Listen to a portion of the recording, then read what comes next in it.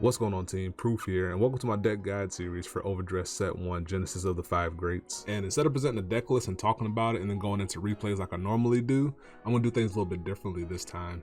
So I'm going to start with talking about the ride deck and then going over the overall goal of what it's accomplishing. And then after that, I'm going to talk about 3 key cards that are either important for the deck's function or cards that you want to look for in your hand post mulligan. After that, I'm going to go into the general overview of the deck.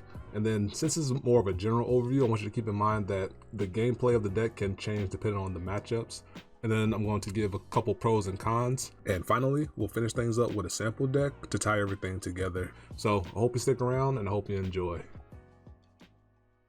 And for this video, we have Orfist.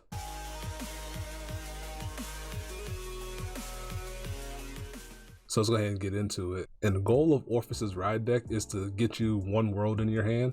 That way you're halfway to achieve an Abyssal Dark Knight for Orfist's token generation. So then you only need to draw 1 other world by the time you get to turn 3.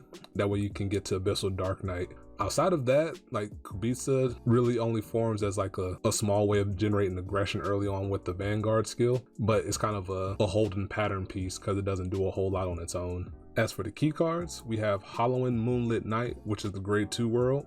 We have Bulba Mine, and then we have Useful Recharger. Moonlit Night is the better of the 2 world orders that's currently in Overdress because it offers a filter and replaces itself, as opposed to In the Darkness Nobody Knows, which is the grade 3 order, which only offers a retire. So since your hand is kind of dependent on having these worlds in your hand, it's good to have Moonlit Night that can replace itself with another card that you can use to be an aggressive piece if you need be, or a defensive piece if the time calls for it. Bulba Mine is a key piece because it allows you to use Orfist's skill to counterblast 2, and then you can put Bulba Mine on the board, and then it can remove itself for a counter charge, and then the following turn you'll likely have more damage to use, and then you can counterblast 2 again, so you can fill in the space with shadow tokens that Bulba Mine left behind. And then Useful Recharger is a really nice piece to be able to defend yourself, and it acts as a payoff, a really good payoff to achieve an Abyssal Dark Knight. The general gameplay of Orfist is to be a flexible deck, which can be aggressive if it can, but can also play slow if the opportunity is there, because you can always fall back on your shadow tokens and start generating value there, and then you can start to beat down your opponent with your shadow token army. And then due to that, you can conserve some hand, that way you can defend yourself better, and then always have pieces available to replace the shadow army if the need is there. For the pros, you get impressive value from the shadow tokens that allows you to conserve hand, like I talked about, to be able to defend yourself well and kind of play a grindy game against your opponent. And then you get to form easy power lines thanks to the shadow army because they're 15k always. So put 2 of them together to make a 30k. You can always put them in the back row to be 15k boosters, or you can slide them to the front to be 15k attackers and put 8k boosters behind them and make easy efficient numbers that way.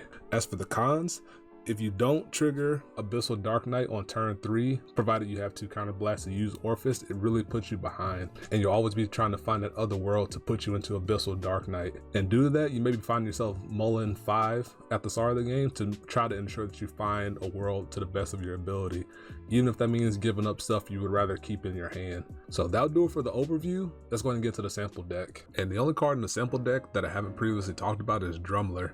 Drummler offers a way to get value in the event that your opponent leaves you with an odd number of counterblasts when you achieve Abyssal Dark Knight. For example, if you have 3 counterblasts, you can use 2 of them on your shadow tokens, and then you can consider using the other one on Drummler. This is really good if you back up Drummler or front row shadow token with Bulba Mine. At worst, you can play Drummler early to rush before replacing your entire board with shadow tokens. The other thing I wanted to touch on real quick is that the sample deck plays 8 world orders. I put 8 in here for maximum consistency to get them on time, but I know a lot of people play less than 8 because you really only need to draw 1 of them to achieve Abyssal Dark Knight because you get 1 for free through the ride deck. If you choose to reduce it down, a good card to consider adding is the 10k booster Adaptin. For the triggers, there's 8 crit, 3 front, 1 Elder Breath, and 4 heal. The 8 crit is there for maximum Vanguard pressure.